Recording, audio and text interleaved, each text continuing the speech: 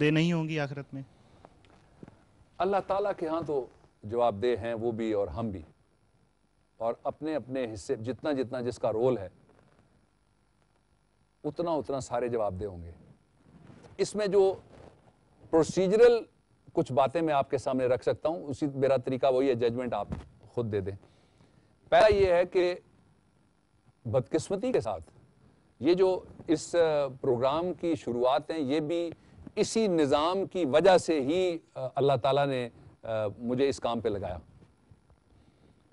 جو قرآن حکیم کے اندر قوانین موجود ہیں یا جو ایکسیپٹڈ ورشنز آف حدیث کے اندر قوانین موجود ہیں، ان قوانین کو کوڈیفائی نہیں کیا گیا، یعنی ان قوانین کو بک کی صورت میں نہ آپ کو، اگر آپ کہیں کہ فلاں ایشو کے اوپر قوانین آپ ایک کتاب اٹھائیں تو سارے آپ کو مل جائیں گے، وہ کام بدقسمتی کے ساتھ نہیں ہو سکا، اور کوڈیفیکیشن جو ہے وہ پارلیمنٹ کرتی ہے، اور وہ کام پاکستان میں نہیں ہو سکا۔ اس کے اوپر باقی سارا کچھ ہوا، وہ کام نہیں ہوا، میں اس تفصیل میں نہیں پڑھنا چاہتا، ایک۔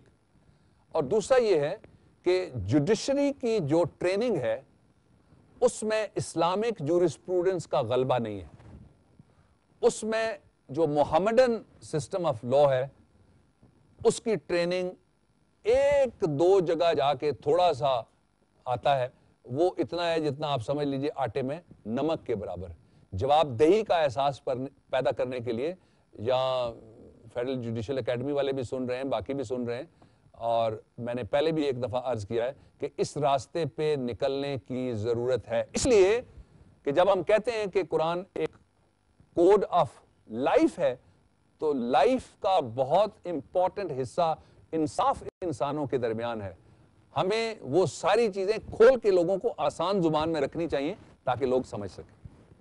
جی، لاز اینڈ قرآن میں آج کے ٹاپک کے حوالے سے خواتین حضرات سوالات و جوابات کا سلسلہ جاری ہے۔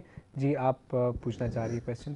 ڈاکٹر صاحب، میں آپ سے یہ پوچھنا چاہتی ہوں کہ آپ اپنی عملی اور وکالتی تجربے کے بنیاد پہ ہمیں یہ بتائیں کہ کیا جو حضور صلی اللہ علیہ وآلہ وسلم کی زندگی میں جو نظام انصاف تھا کیا وہ اب رائج ہو سکتا ہے؟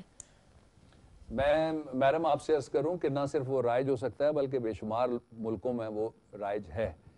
تفہیم کی ضرورت ہے، سمجھنے کی ضرورت ہے۔ ایک بڑا مشہور واقعہ ہے کہ مفتی اعظم فلسطین ایک دفعہ گئے مغرب کے کچھ ملکوں میں، جب وہ واپس آئے، یہ میں اس وقت کسی عرب ملک میں طالب علم تھا، زیر تعلیم تھا، تو وہ واپس آئے تو ان سے اخبار والوں نے پوچھا کہ آپ گئے ہوئے تھے یورپ، تو آپ نے وہاں اسلام کا حال کیا دیکھا اور مسلمانوں کا حال کیا دیکھا؟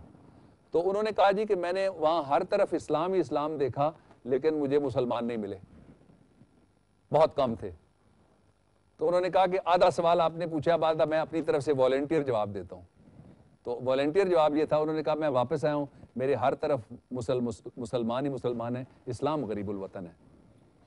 یہ بڑے سوچنے والی بات ہے۔ مثلا صفائی آدھا ایمان ہے۔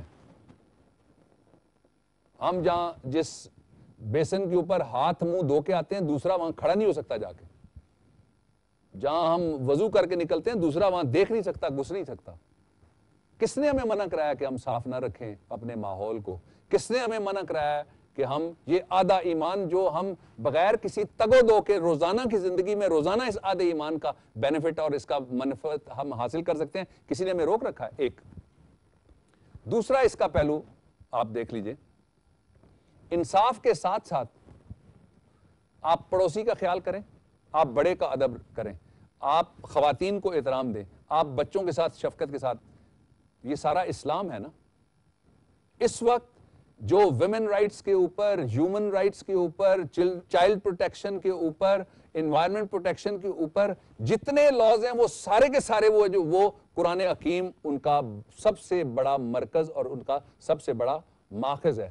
میں آپ کو ایک علیحدہ اس پہ میں گفتگو کروں گا، میں دنیا کے امریکہ سمیت میں دنیا کے 10-11 ممالک آپ کے سامنے رکھوں گا جہاں جو قوانین انہوں نے بنائے ہوئے ہیں وہ قوانین وہ ہیں جو ہمارے ہیں، ہمیں ابھی تک سمجھ نہیں آئی کہ وہ ہمارے ہیں۔ وہ اس کتاب میں سے جو اللہ تعالیٰ نے کتاب ہمارے نبی اکرم صلی اللہ علیہ وآلہ وسلم کے اوپر نازل کی، میں پھر گزارش کروں گا بہن اس کو کھولنے کی ضرورت ہے اور ترجمے کے ساتھ۔ اگلے سوال کی جانب بڑھتے ہیں۔ ماشاءاللہ ڈاکٹر صاحب، آپ بہت بڑے قانون دان ہیں اور ممتاز پارلیمنٹیرین بھی۔ یہ فرمائیں، انصاف اور برابری کا جو ذکر آپ نے لیکچر میں کیا ہے، ان دونوں میں کیا فرق ہے؟ वजाहत कीजिएगा। इंसाफ कि मैंने पहले अर्ज किया कि मुख्तलिफ कॉन्सेप्ट्स मुख्तलिफ मुआशरों के अंदर मौजूद हैं। इस्लाम में जो इंसाफ का तस्वुर है भाई, उसमें रहम का अंसर शामिल है। जब रहम इंसाफ के अंदर आएगा तो इक्विटेबल जस्टिस, बराबरी की, even handed justice, even playing field, ये सारी चीजें दरमियान में आ जाएंगी। इसके दरमियान जो फर्क है वो सिर्फ इतना सा है कि इंसाफ करते वक्त आप जो तही दस्त है, नीचे वाला है, उसको उठा के ऊपर रखें, जो बहुत ऊंचा समझता है उसको थोड़ा सा आप नीचे लाएं।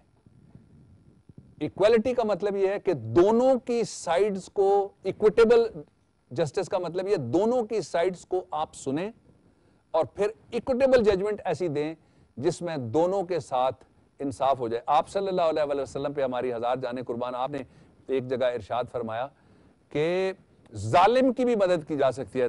तवील हदीस शरीफ है, मैं सिर्फ रेलेवेंट बात अर्ज करना चाहता हूं इस मौजू पे कि जालिम की मदद पूछा गया, या रसूलुल्लाह क्या होती है? कि उसको जुल्म से बाज रखना। बहुत शुक्रिया ख़वातीन और हज़रात आपके सवालात का, और आप हमारे हाजरीन जो है हमारे साथ मौजूद होते ही है। नाजरीन, अगर आप भी प्रोग्राम में पार्टिसिपेट करना चाहते हैं तो दो तरीके हैं, ईमेल करें या हमें ख़त लिखें। और अब प्रोग्राम का वो हिस्सा है जहाँ पे हम डॉक्टर साहब से हासिल गुफ्तगू के हवाले से, आज के पैगाम के हवाले से कोई प्यारी बात सुनते हैं। डॉक्टर साहब, मैं आज सिर्फ उनके लिए गुजारिश करना चाहता हूं जिनके पास इख्तियार है, उनके लिए गुजारिश करना चाहता हूं जिनके पास तराजू है, और उनके लिए मैं गुजारिश करना चाहता हूं जिन पे लोग उम्मीद लगा के देखते हैं और उनसे अवामी राय में अक्सर मायूस होके लौटते हैं। अगर आपने सूरह मायदा से, सूरह निसा से, सूरह यूनुस से ये गुफ्तगुएं दो जो पिछले हफ्ते और इस हफ्ते सुनी हैं, तो आप उस तराजू को डोलने मत दें, लोगों को मायूस मत करें। ये आपकी जिम्मेदारी है। अगर आप आज के बाद ऐसा करने का फैसला करते हैं तो मुझे और ये प्रोग्राम करने वाली टीम इसको अपनी दुआओं में ज़रूर याद रखिएगा।